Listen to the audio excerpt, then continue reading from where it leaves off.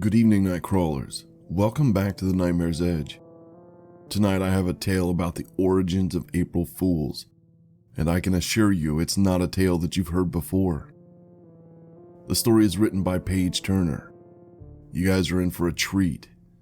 Be sure to check the description for the links to the story and her socials. Now, without any further ado, sit back, relax, and let me tickle those inner fears. Did you know April Fool's dates back to the 1500s? Its origins revolve around France switching to the Georgian calendar. People who were slow to learn of the change still celebrated New Year's according to the Julian calendar, meaning April 1st, which resulted in their mockery. In the 1800s, it spread through Britain, and before you know it, here we are. Those statements are true. But the French switching calendars had nothing to do with our April Fool's Day. It just sounds better than the truth, especially for a fun-filled holiday enjoyed by millions. Historians will never say different. Look what happened to the guy who ruined Pluto. That being said, I think the creepypasta community would appreciate knowing what actually happened.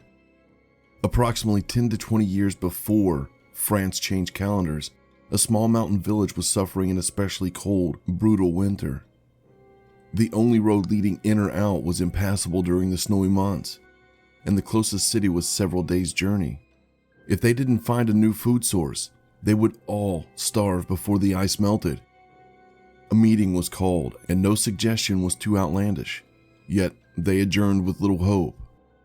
The first to exit stopped suddenly, noticing a stringless marionette on the stoop. It wore a black hooded robe. The face bore a cruel expression and a tightly wound scroll in its lap. Upon closer inspection, they saw the note was tied with hair, and the writing was a deep crimson. The message itself: I am Chaos and Darkness, and Commander of the Dead. On the 1st of every April, you will bring a boy aged between 6 and 8 to the North Peak. The child will enter alone.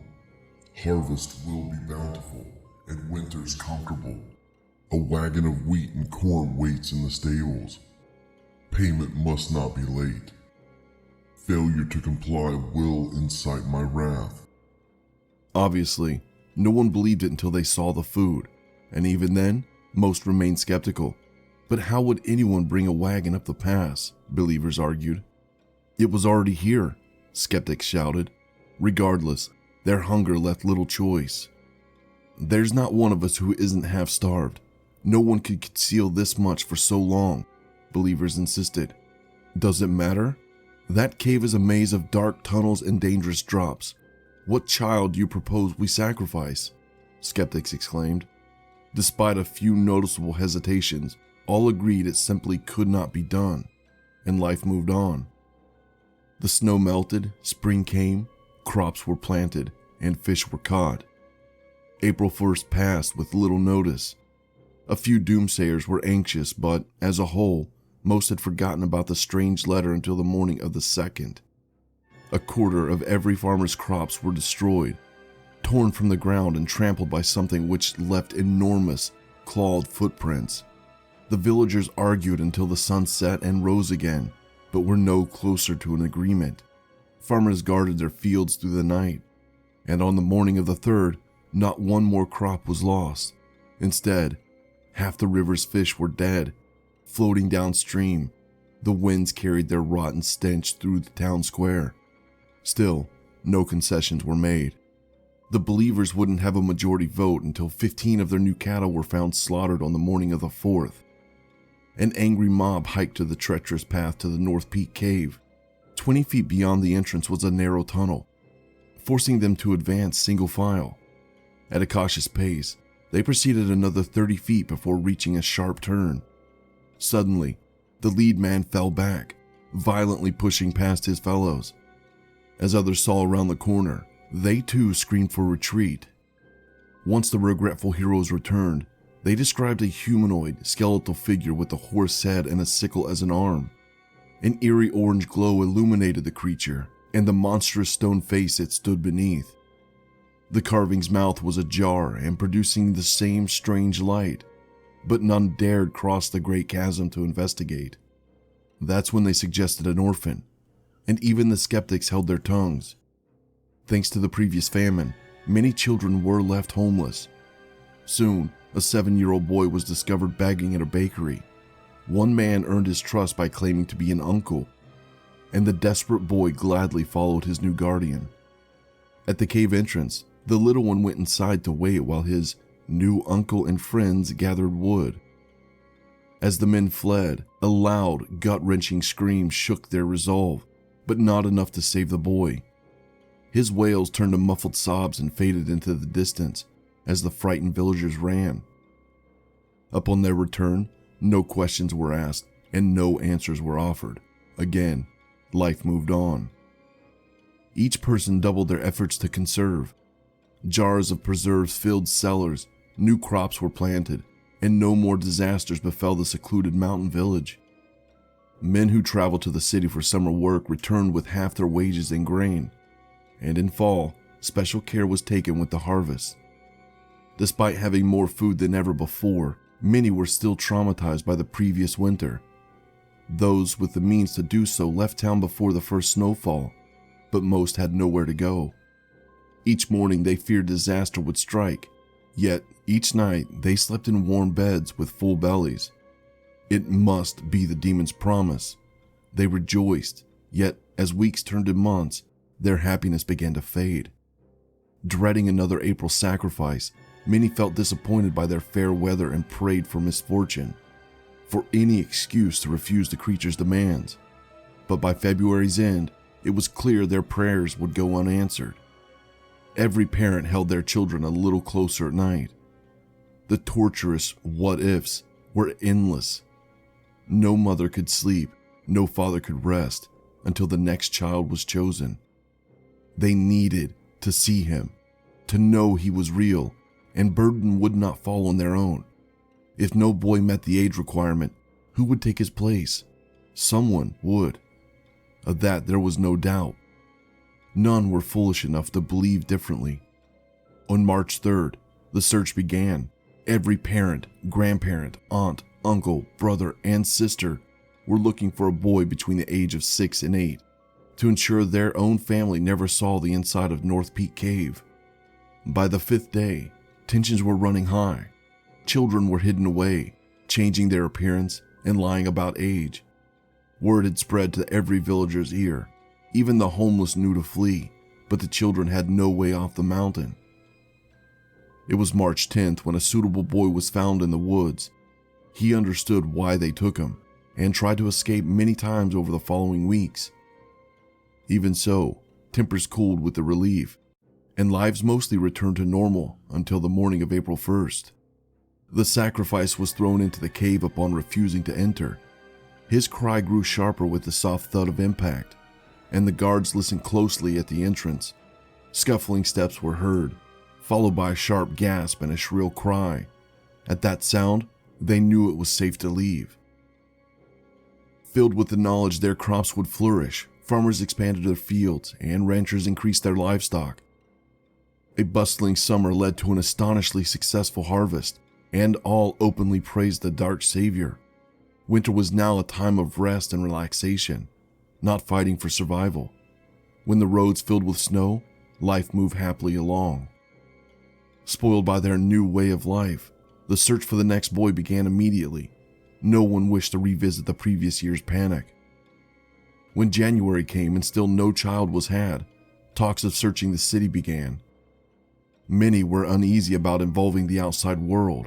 If authorities intervened, what might the captured man or men say? One doesn't need to believe in demons to believe that others believe. No matter how favorable the chances, comfortable winters were too valuable to risk. On February 1st, a manhunt was organized to search the mountainside. Villagers checked behind every tree and under every rock, but no child was compatible. After weeks of heated argument, the inevitable was finally accepted. A child from the lowest class would give their life for a greater cause. The few who spoke out were easily silenced, and the law no longer applied to the enemies of the dark savior. In total, 6 children were thrown into the North Peak Cave. The 7th was meant to be a young boy named Vincent. His parents died that January, and his last relative was an ailing grandfather. Though the elderly man was small and frail, his mind remained sharp. His grandson turned 6 only the month before, and those were the days when each child's birth was carefully documented. Their circumstances were dire, and they had neither the strength or resources to flee. The grandfather made a desperate attempt to save the last of his family line. On April 1st, a small figure presented himself at the mountain's base, and the honor guards escorted him to the top. It was no longer a treacherous climb, but a proper trail, cleared and raked for easy travel.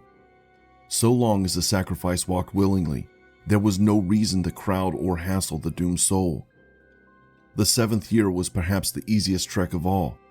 The small procession journeyed at a slow but steady pace, and not once did the sacrifice attempt to run, which could almost be considered tradition. The guards could hardly believe when he entered the cave without so much as a look back. Their shock was likely the reason they lingered longer than usual. They had only begun to turn away when a furious shout echoed inside. "I know your face, Felix Vilonius." Hearing the wildly unpopular man's name, those outside began to creep further.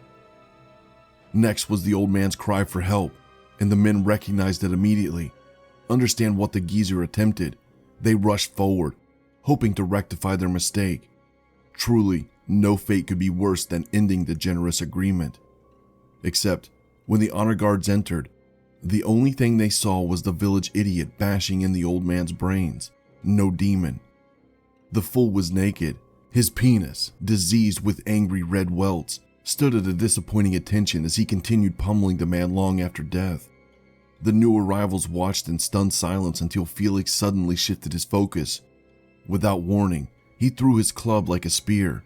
It soared harmlessly over the men's heads, and they braced for a madman's charge that never came. Instead, he rushed a small, crumpled body in the corner.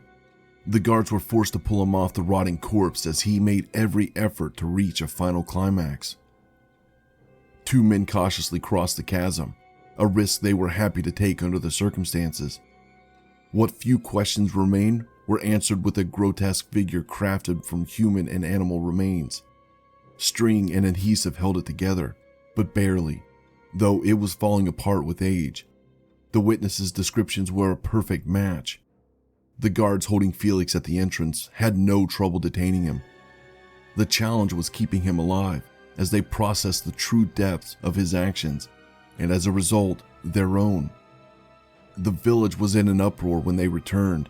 Even the women and children screamed for blood. The boy's grandfather was dead, but his sacrifice was not in vain. No more children were lost. Although natural disasters and hard winters would come, the people were better prepared.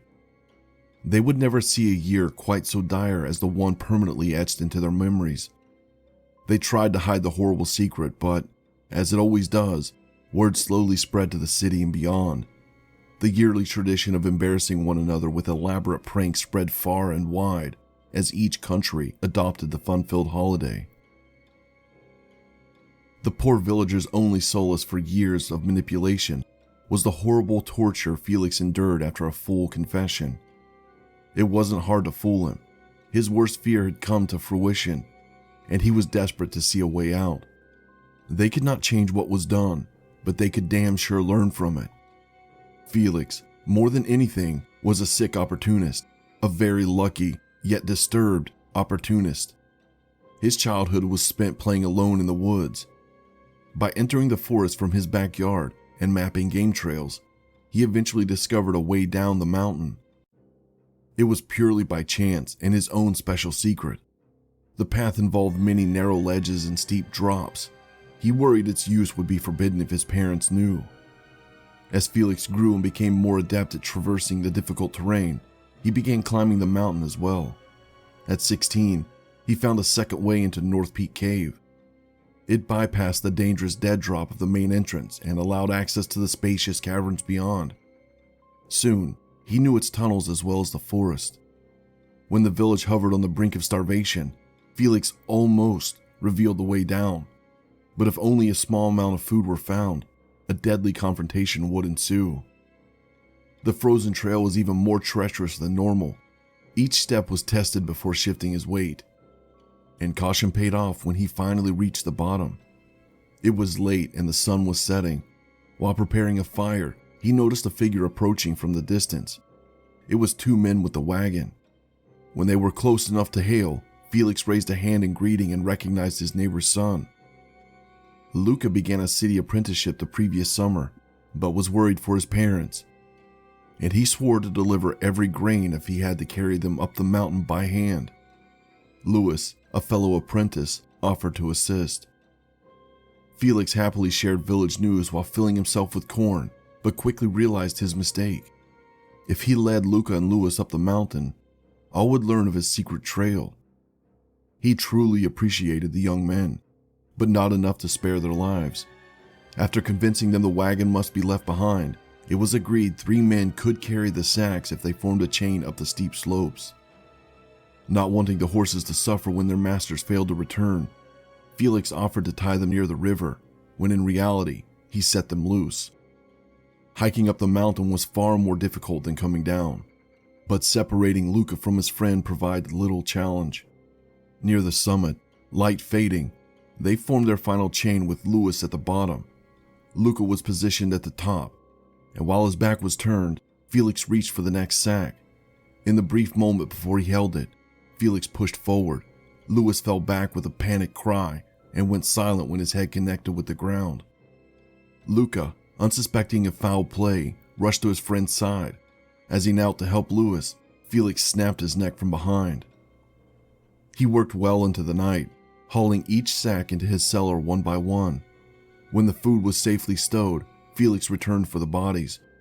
Once loaded onto a sled, they were hauled into the caverns.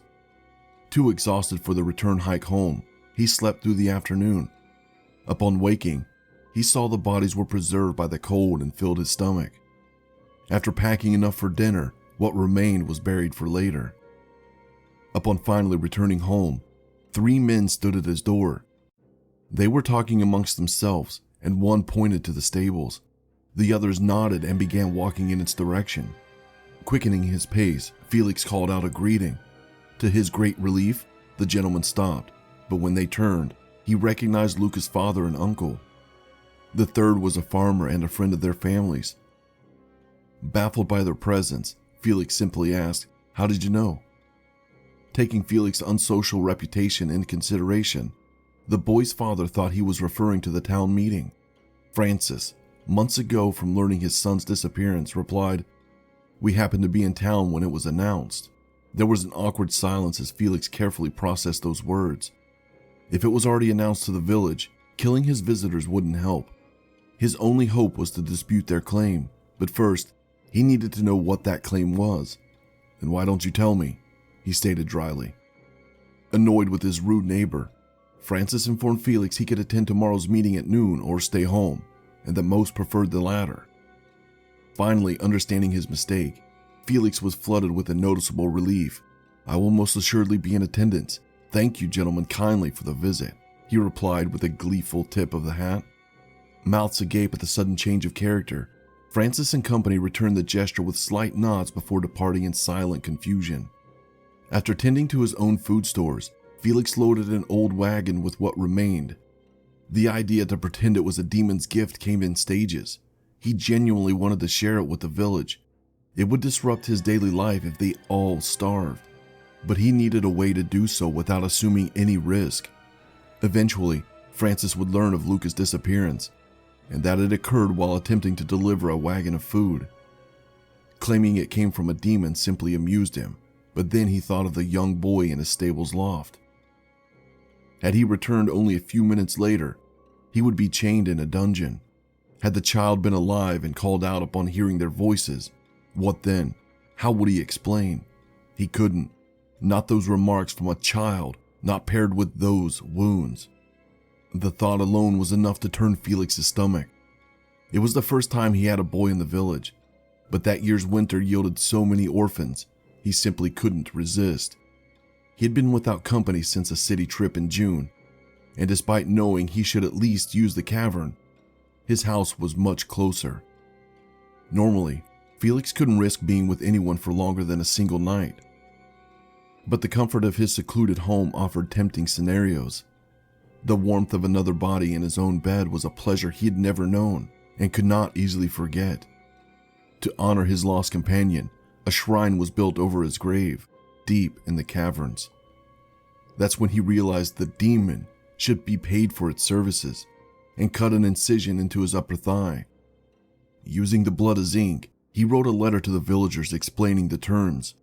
Next, he exhumed a horse that was eaten the previous week, and after making a few alterations to an old marionette, he was ready to prepare the cavern. With the horse's skull, he hiked up the mountain yet again.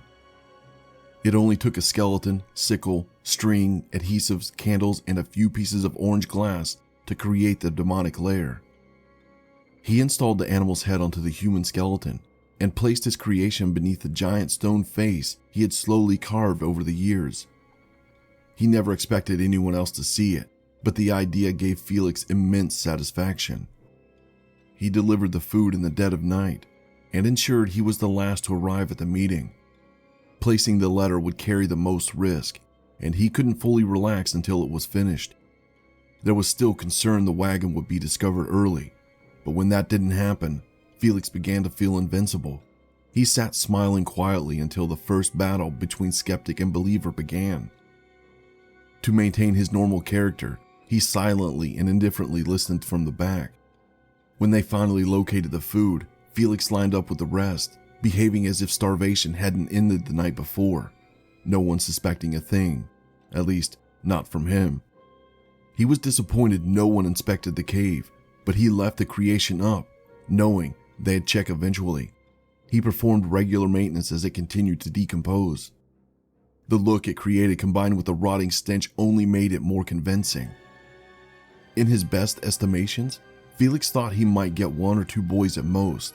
He knew weather and harvest were beyond his control, but he felt his chances for the first were fair, if he could pull off a few destructive feats. Anticipating their reluctance to sacrifice a child, he chose April to allow extra time for preparation. He was almost afraid to employ his smithing skills, lest it cast suspicion, but the idea was too tempting to resist. Soon, a heavy pair of iron, monster-shaped shoes were strapped to his feet. They were tested only once before use, around the cave's north entrance, but the rain washed them away overnight. The hope was for their sight among the destroyed crops to prevent the need for further action. Felix understood his urges were wrong. He didn't enjoy causing pain. He didn't want to poison the river or slaughter those cattle. But they didn't give him a choice. There were times in the past when fish were found floating. No one drank the water then, and he was confident they wouldn't now. The cattle were the easiest trick to manage, but the most difficult for his conscience. As a man who has known hunger, it was sacrifice to waste so much meat, but it was necessary to maintain every facet of the illusion. If prime cuts of the beef were removed from even one carcass, suspicions would shift to the motives of man. Thankfully, it ended there, and he wasn't forced to burn the silo. When his fellows finally found the courage to suggest an orphan, as all knew they eventually must, Felix dared hope he could choose his favorite. It's true there was no shortage since the famine, but only a handful were the right age, 3 to be exact, and he preferred the redhead often found begging at the baker's. His heart and stomach throbbed in unison as he led the others to him. When little Edward went willingly with the men, Felix could hardly maintain the expected mournful disposition. He forced himself to walk home before beginning a hurried trek up the mountain, and arrived only seconds before the boy. There was no time for the black robe he had acquired specifically. Instead, he approached quietly while the boy's eyes were still adjusting to the darkness. In a state of disbelief, he placed a long, cold hand atop Edward's shoulder, eliciting a shrill cry of terror from the child, and a warm shiver of anticipation from him. Frightened the villagers would suffer a change of heart, Felix quickly clamped his hand over the boy's mouth, and only muffled sobs could be heard. It wasn't his intention to frighten the boy. He genuinely hoped they would become friends. Pulling Edward into a hug, He whispered in his ear, "It's only me, Felix, the iron worker. You remember me, don't you? I bought you bread once." At that, the child eased his struggles and turned to see the familiar face. Edward asked for his uncle, but upon learning the truth, hot, fresh tears flowed freely. Felix held him as the boy's body convulsed with violent sobs, and his own convulsed for entirely different reasons. He vowed to be all the child would ever need, a father, brother, friend, and more. So convincingly, he even fooled himself. He often fantasized about that first meeting, but when the moment came, he lost all words and the truth, as Felix had come to see it anyway. Spilled from his mouth, "Single men are not allowed to adopt, but I fooled the villagers," he proudly boasted to the now beaming child. Infused with confidence, he held little Eddie close and carried him across the dangerous chasm with practiced ease. The boy giggled in delight at the fake demon and excitedly agreed to never leave the caves. "Just for now," Felix promised. "Besides, it'll take you a few weeks to learn your way around the tunnels and to your cave," he added nonchalantly, hands roaming freely. He was patient at first. The boy's mere presence was exciting, and once past the admittedly poor introduction, their conversations were fulfilling in a way he never knew he was missing. Felix was unshakable in his conviction. Edward would never be like the poor boy from his stables, he thought. He could control himself now, he decided. Plus, this child was likely his last chance for a special friend. Kidnapping was too risky, and when the upcoming winter was filled with hardship, there would be no more sacrifices. For 3 weeks, Felix restricted himself to shared baths and massages. No harm teaching the boy a few ways to relieve stress, he thought. But in the 4th week, the medical exams began. Can't be too safe with health, he reasoned, when the warm tingle became a raging fire and threatened to consume them both. Even when he shattered the glass ceiling and succumbed to his worst desires, he would not let his precious Edward share the stable boy's fate. Throwing all caution to the wind, he professed his love and cried tears of joy to hear his affection return. The 16th century man could never fathom how basic psychology would aid in his plan, but it was the reason for his success. Due to the paranoia created during that first deadly winter and the appearance of a demon, villagers essentially created a self-fulfilling prophecy by taking extra care in everyday life. Felix dared not hope for his luck to hold, but the more people came to believe in the demon, the more he caught himself fantasizing a world of what-ifs. For instance, what if they greeted new arrivals as a family? They would share the same story and elicit a good scream from the growing legend. It would be the children's parting gift to the cold world that shunned them so cruelly. Then, they would drink and be merry. The nights would be for play and the days for resting. More and more, Felix lost ties with his life in the village. He wanted nothing to do with people unwilling to accept his family. They were incapable of understanding the unique bond created when men shed their clothes and live as one with nature. Felix could see it no other way. Thus, every year, a new boy joined their merry band. Even those ripped from parents' arms decided to stay. Great fun was shared, and their love for one another was second only to their fathers. That's what Felix believed, and you can too if you'd prefer a happy ending. If you want the truth, the only thing those boys saw in that cave was a wild, naked man, surrounded by dead little children who came before. Their bodies bruised and broken, but their faces carved in wide, eternal smiles. His seed was his blessing and curse, given as a daily communion, yet tainted with the salt of invisible tears. Then, life moved on. I hope you all enjoyed this twisted little tale. It certainly was a fun one. Thanks, Paige, for letting me read this, and a fantastic job with the story as always. Again, check the description for details and links. But until next time, remember, just because you couldn't see it, doesn't mean it wasn't watching you.